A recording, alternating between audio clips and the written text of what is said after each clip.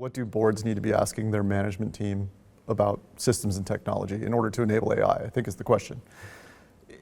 From my perspective, it's very basic things from what would be the cloud era of computing, right? A lot of AI technology is enabled by cloud technologies, and the vast majority of companies have migrated to a cloud infrastructure in some way, shape, or form.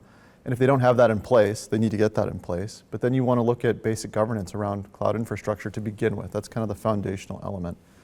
And then you need to start asking questions around if their technology will enable AI. Do they actually have the tools and systems that will enable the use of it? So for example, Microsoft Office, a lot of people use Copilot now. That's a basic bedrock, AI enabling technology.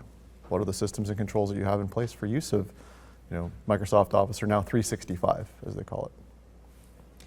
I agree with that. I think if you think in first principles about the guardrails that should be in place by management, cloud simplifies that picture a lot. But cloud migration presupposes you know where your data are, you know what are sensitive, you know what you have a license to use for monetization strategies, product development, et cetera.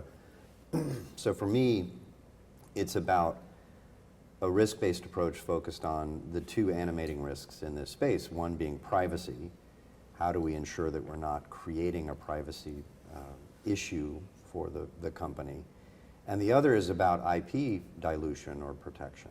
And how do we know the things we have a license to use for product development, the things that we don't want made public, if we're using a public model, and the nature of risks with AI adoption really should start with those two things. There are 4 or 5 other key considerations, but for me, privacy and intellectual property development, or protection, better said, are the two sort of animating concerns.